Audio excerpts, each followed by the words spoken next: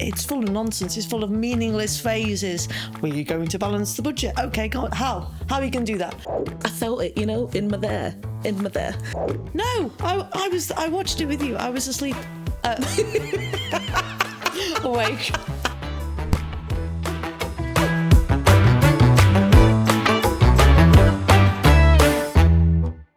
I'm Garcia. I'm Izzy, and welcome to Formally Informed. Okay, so the election. So Thursday happened. I'm going to be honest. I'm a little bit disappointed that the Tories didn't get a harder arse whooping. But they got 120 seats. Yeah, Reform got 5.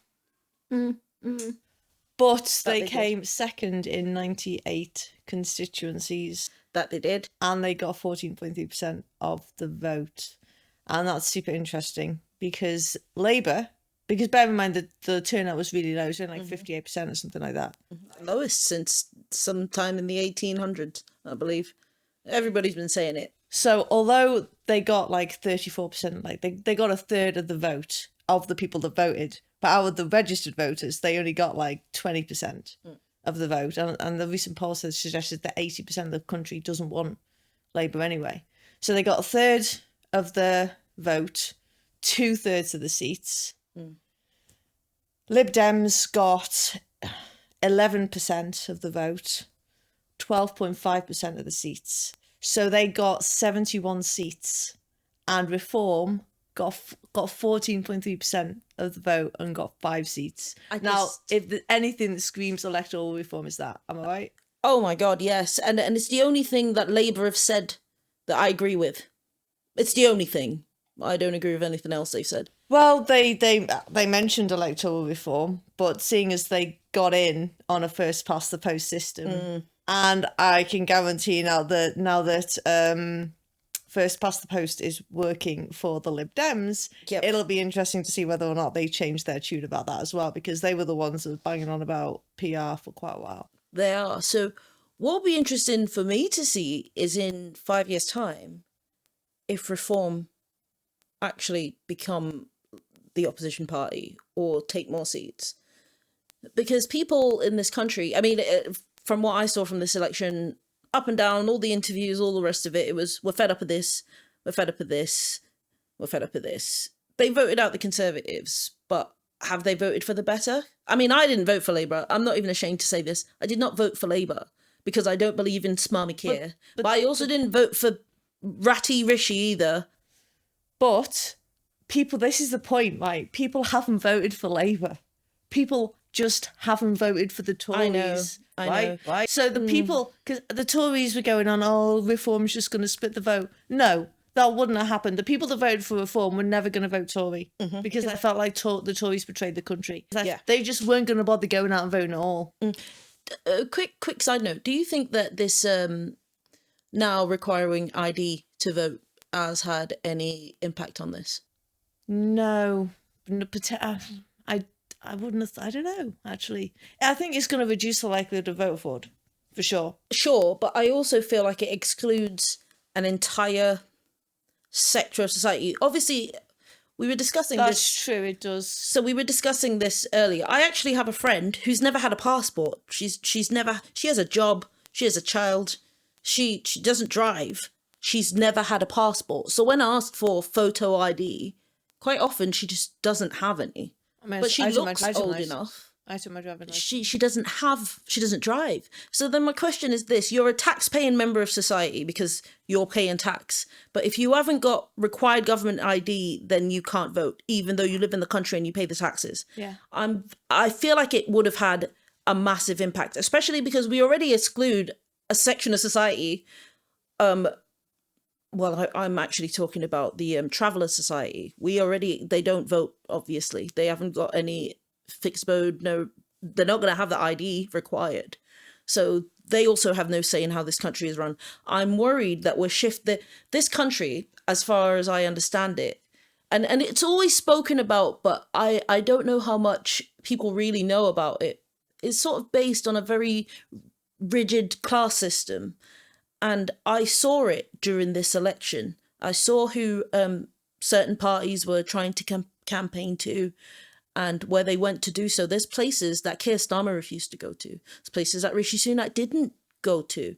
Those are the places I feel, sorry, I know you're about to say something, but those are the places that reform went to. Yes. However, I would also say that from Rishi Sunak's point of view, what's the point? Well, They're there to win an election. He would have been wasting his time. Let's put it bluntly. Like they were then focusing on seats that were previously safe seats. Yeah. In order to do that, right? Number one. Number two, a lot of the Labour seats that are safe. I mean, why bother campaigning in safe seats anyway? I think the issue with reform is because it's such a new party, and you can make the argument that, you know, it's 2016, all this kind of thing. But for all intents and purposes, this was the first major election they ran in. They don't know where their voter base is because they don't have anything to compare it to. There's not the market research to do that, right?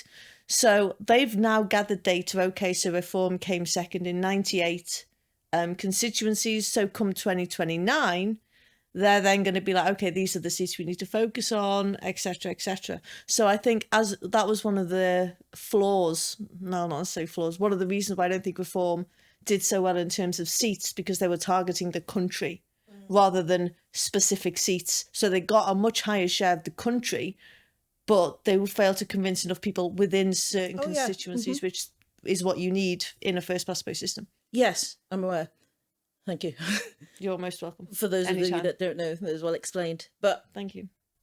I pride myself on my ability to explain things well. So please continue. I'm not touching that. I'm going to leave that there because no, I won't be baited. Here's the thing, right? I understand that, but I'm also hearing from, just reading through the mainstream media, which I know, shame on me, but I have to get the news from somewhere. Reading through that recently, and all I keep seeing is the same rhetoric that Reform are right wing, but I cannot go discuss this without looking at France and how their first round of elections have turned out, and Poland, wherein a right wing leader has taken over, Italy, where the right wing have taken over. Do you know, this is this is something that's sweeping these nations, and I'm concerned that Labour have moved so far away from any kind of. I don't think that they don't have enough leftist policies in their manifesto, which I did try to read that thing. I tried. Long. I was confused. I gave up because I was like, why isn't there a TLDR of this? Oh, but I tried. I couldn't get through it, and it made no actual sense to me. So I was like, well, what are they going to do about this? He can't carry on with the policy, the lack of thereof, or real actual policies that he's not actually come up with. He can't carry on along that line. Do you know what I think? Right, gone are the days, and it's a real shame where party would say this is what my policies, another party would say this is my policies, and people would just see which one they like better and vote for which one they like better. Nowadays, political parties, specifically Labour and Tories, feel like they need to encapsulate everybody, right? So as a result, Keir Starmer hasn't put in the manifesto it's full of nonsense. It's full of meaningless phrases. Were you going to balance the budget? Okay, how are you going to do that? Give me something tangible, but it's not in there. It's so wishy-washy. And they've avoided answering any direct questions about what they're going to do until they get in, because they know that if they actually say, they're going to appeal to a much lower proportion of the population. And the other issue is with the Tories, right? Because they've done practically the same thing. They've tried to appeal to everybody, and as a result, they've completely lost their fan base. And I think the Tories are under the illusion that the reason that people haven't voted for them was because they were too right wing. That's not true. That's not. They lost all of those seats because they weren't right wing enough. But not even only that. Specifically on things like immigration. I heard someone say, and I can't say who, on election night we were up watching the polls as they watching the results as they came in. So it's like 5 a.m. Forgive me if I don't remember who, but if it was you, shout out to you. Whoever it was said that the fact is, the Tory base, and they said the fact is, and I was like, is this a fact? Anyway, the Tory base is dying because they're old. They haven't appealed enough. They don't have a new Tory base. Okay, say what you want about the Lib Dems, but their leader did a bungee jump, was on a paddleboard, was all over the place, doing things that young people these days do. All right? I'm not. I don't know why he decided to go down the Boris route, but whatever, they're doing better now. And then Keir... But that's got nothing to do with the Lib Dems. True. Keir was in a position where Labour was the next option. They were the next option. They were always going to be the next option because reform wasn't really nothing until 6 weeks ago in terms of... So they were always going to be the next option. And to be fair, Keir Starmer didn't do a bad job of bringing the Labour Party back from where it was in 2019, for sure. Yes, because the problem I had with the Labour Party in 2019 was that they were too left-wing. They socialism is great. I think they still are. I think that he's... Just because they're not outwardly saying it. I don't think that he is. I think that his... so far, what I've seen him do is give a speech on how there's no money, give a speech on how things aren't going to change overnight, which obviously your audience aren't dumb, to quote Kendrick. True. So, but then Justin Trudeau did tweet out that I've had my first conversation with Keir Starmer. He's as committed to progressive politics as I am. We're going to do so much good work together. Trudeau shouldn't be anybody's example of anything. I'm not going to go there with you, Canada, but you know what he did and continues to do. What I'm saying is Keir Starmer and Justin Trudeau have obviously had a conversation that Justin Trudeau likes, and if Justin Trudeau's going to like it, I'm going to hate it. And then Macron is also now in cahoots because obviously he's about to lose everything to Le Pen. Across all I can see across the board is this huge swing in these huge, large swings.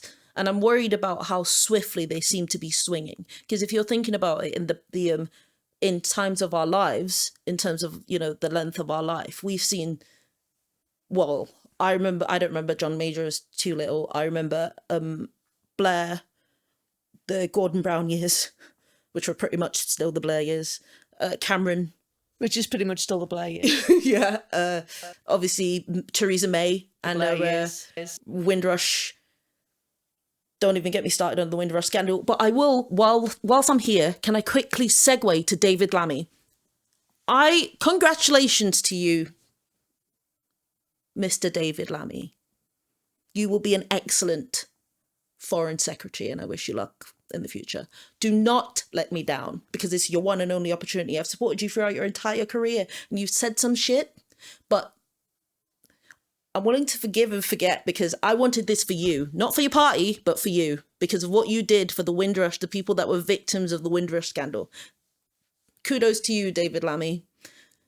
Too bad you're in Labour, but also if you weren't, you'd be a Conservative, and I'm sad for that more. So it is what it is. Well, we want individual people. Liz Truss lost her seat. Yes, she did. Penny Mordaunt lost her seat. I'm sad for that. I'm sad for you, Penny Mordaunt. Jacob Rees-Mogg lost his seat. I'm sad for that. I'm sad for that, but only for the sound bites. Yeah, I'm a fan of Jacob.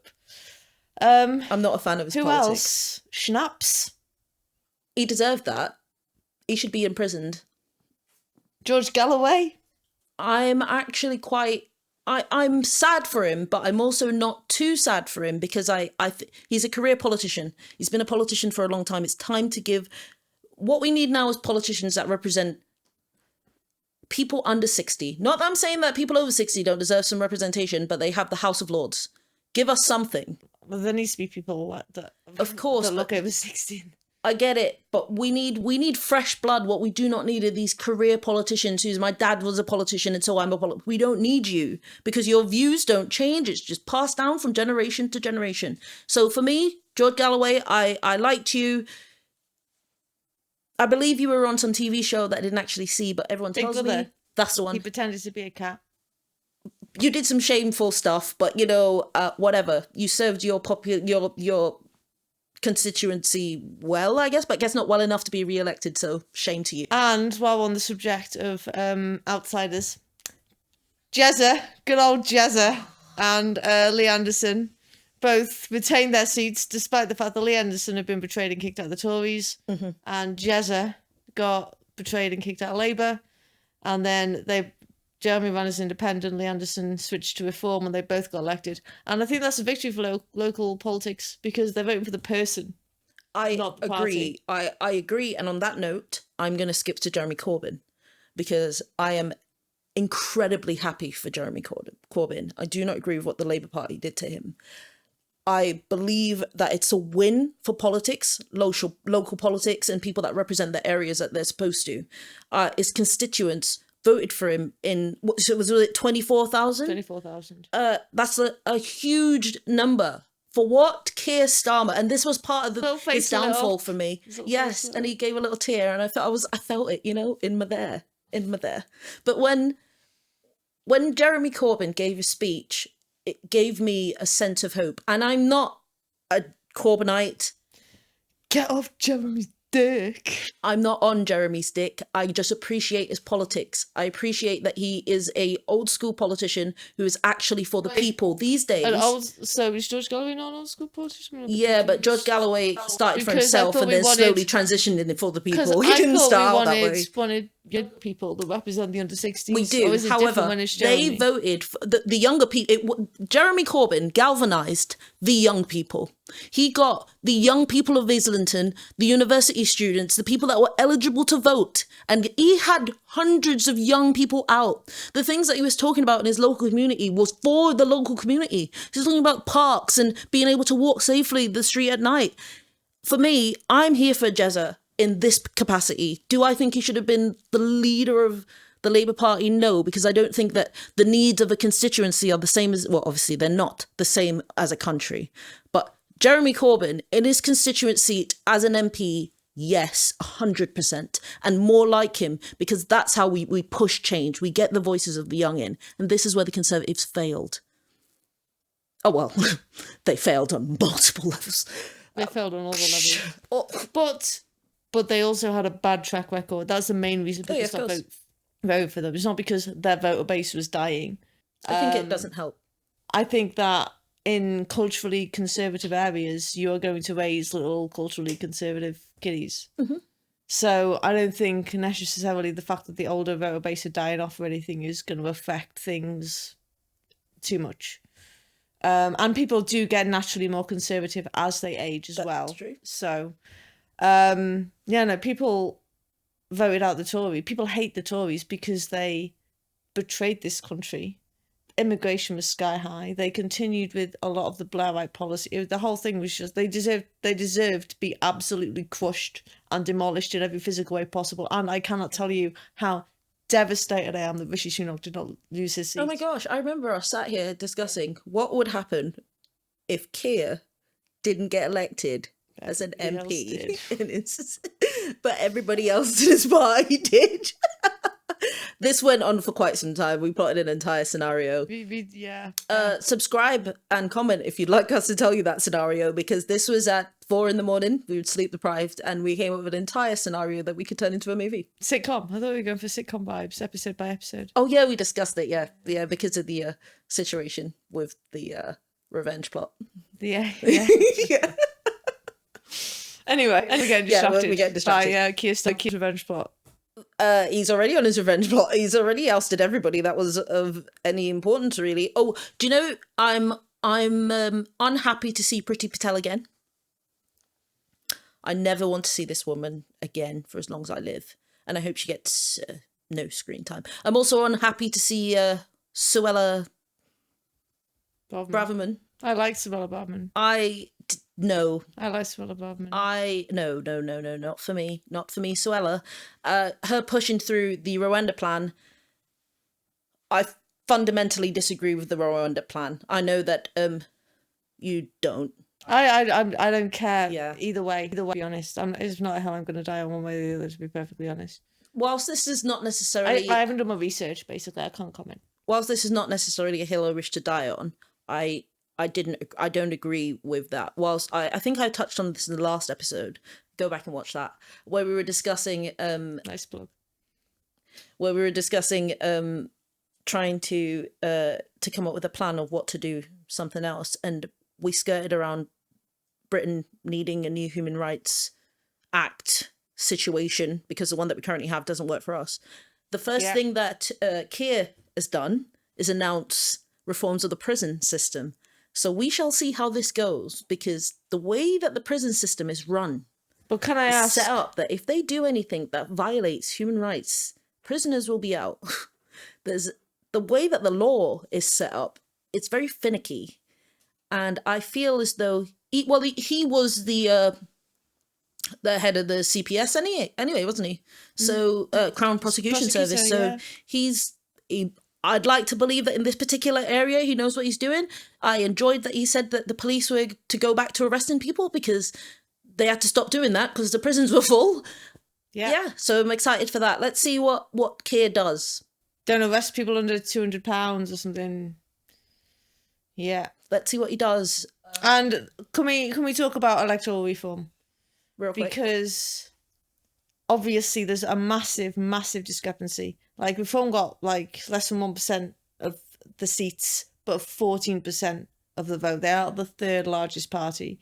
And I honestly think if they keep with it and keep pushing, and there's a lot of really bad faith stuff going on before the election as well, with accusations flying around and people trying to deliberately undermine and, slander people and all that sort of stuff with regards to reform. But I honestly think if they work really hard, and I don't think it's a good idea. People keep saying, Conservatives and Reform will join forces. No, that's a bad idea. And Nigel Farage would never do that. Would never do that. Problem with the Conservatives, there's too many Blairites in there.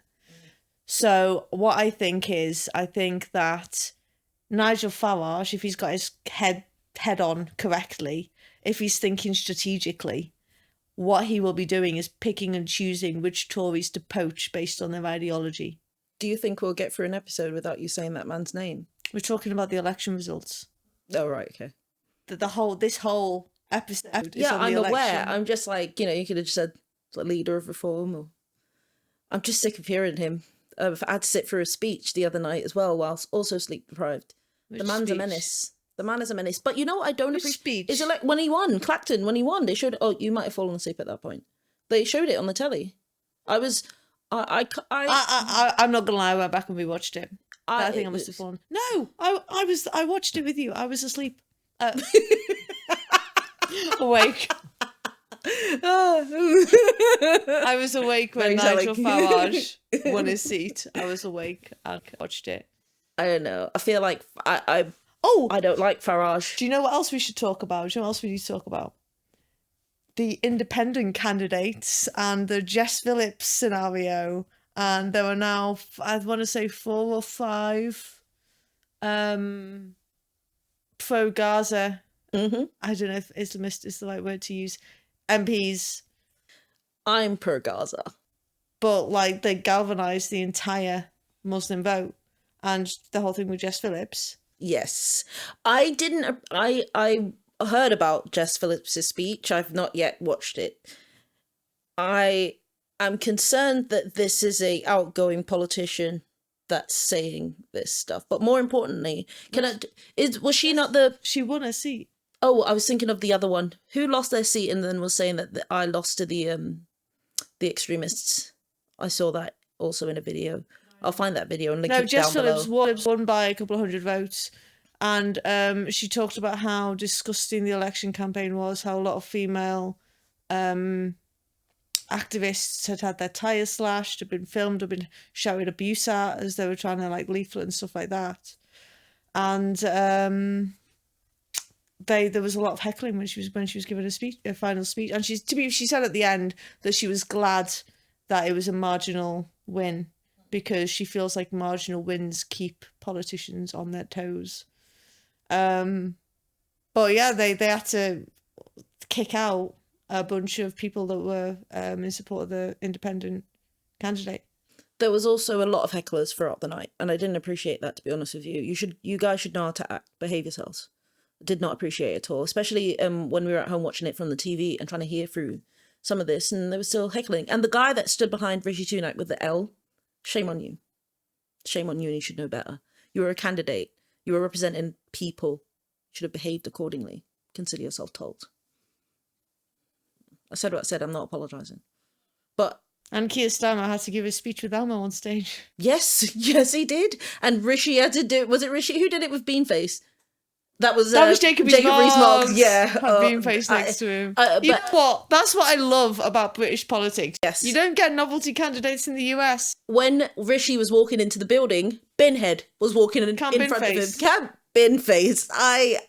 British politics, there's nothing like it. I wonder, do you all watch this if you watch it from anywhere else in the world and think that we're a bunch of maniacs? What do you actually think of British politics? Because I imagine that much like us watching the Americans and thinking it might be a Mickey Mouse show, that they're watching us and thinking, what the hell are we doing? Well, if they didn't know, if you're switching on the TV, say this is Sky's UK, ABC or whatever in America, and Keir Starmer has just won the election of Prime Minister in the UK, and then it cuts to him doing a victory speech, and Elmo stood in the background clapping away. At least they were graceful. What must they think of us? At least everybody was graceful in their defeat. I cannot believe that I saw Nicola Sturgeon on TV again. That woman should not be on TV again. Yeah, exactly. I couldn't believe they platformed her. SNP 43 down to 9. I know. Oh my God, right? Well, they deserved it. They know what they did after all the controversies and Nicola Sturgeon and her husband and all the robbery, and then you know what you did. Now she's back giving passing commentary after she got arrested. But do you know what the joke of it is? There is actually a massive push in Scotland for independence, and all of this has just made a mockery of it. So now they're going to have to start again in order to get that. And for me, I support independence of any nation that wants it. So for me, I feel like, in all honesty, Nicola Sturgeon has set you back. Her and her husband. Yeah. And it's robbing us. I don't even know what he did, but he robbed some shit. Anyway, I think we can leave it there. Yeah. Does anybody else know of any weird and wonderful things they do in other countries? We've got a novelty candidate. If anybody knows of anything elsewhere, do let us know down in the comments. And we'll see you next time, where this time we will definitely be talking about the NHS next. Let us know if you agree or disagree with any of our views. That's the point of the conversation. Join in. Don't forget to like, subscribe, and hit that notification bell.